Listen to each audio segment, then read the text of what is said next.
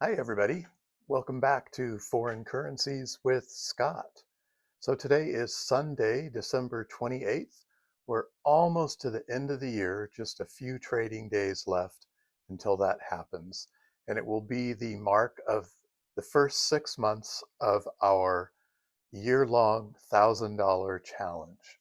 So right now we're up about 2% every month, about 12% in the last 6 months. And that's quite good. Our goal was higher. It's still possible that we'll meet that, but we're happy with the results and hope you followed along and been able to generate some of your own good results as well. One of the things we talked about in last Sunday's video was the new offer by TastyFX, our broker, to switch our account to a fee-only based trading. In other words, we just pay a fee every time we get into a trade and every time we get out of the trade, and there would be no spread. So you could probably see the handwriting on the wall from our comments about it. So from within our fund that we're using for the $1,000 challenge, we are not going to change.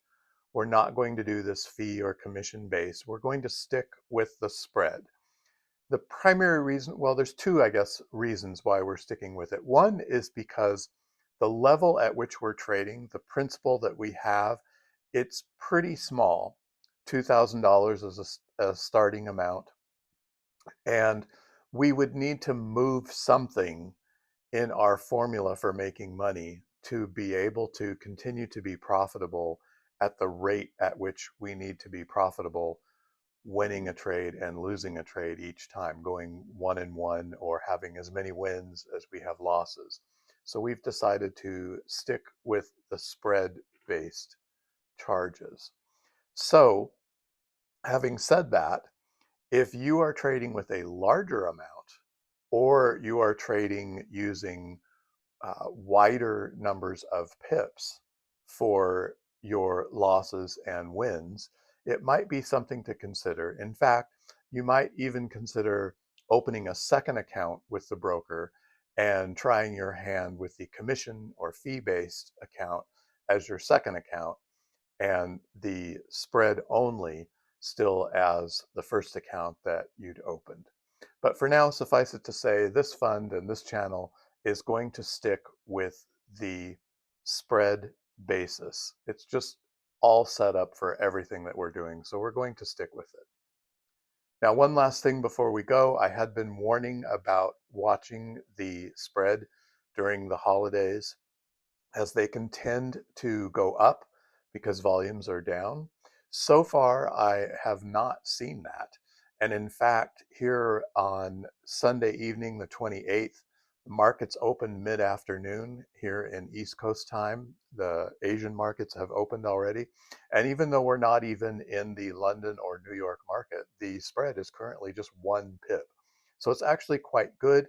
But I would warn you that throughout the rest of this week and into the new year, please keep an eye on that and make sure you're not trading with a very wide spread, as that will have a significant impact on your results.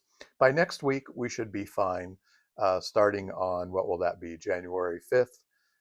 Everything should be back to normal, but do keep an eye on that for the rest of this year, and then on Friday, if you trade on Friday in the new year as well. All right. I hope everyone had a great Christmas. I wish you a happy new year. But actually, our next video should be coming out on Wednesday evening, which is New Year's Eve. But typically, I'm not on camera for those, so I'll just say a happy new year, everyone. And we will see you midweek this week. All right. Good trading, everyone. Bye-bye.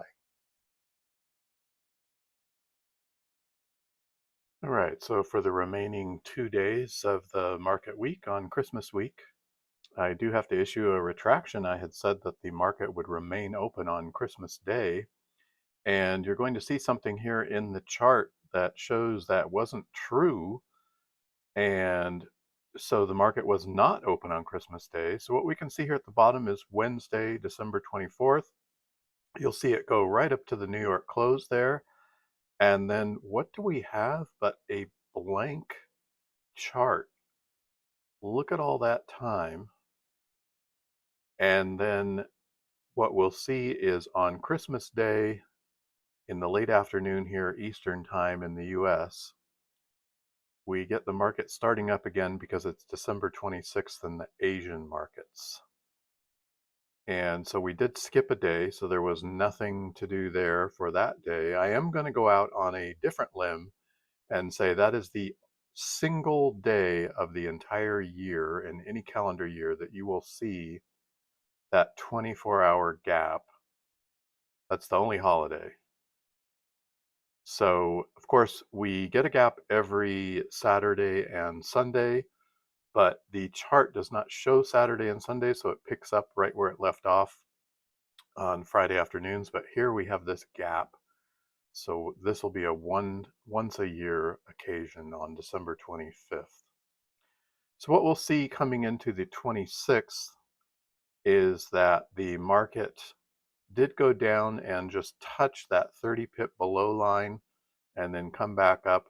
So it never really went outside that 60 pip range. So there was no trade. So no trade possible on Thursday because the markets were closed. And then on Friday, we did not breach the 60 pip zone.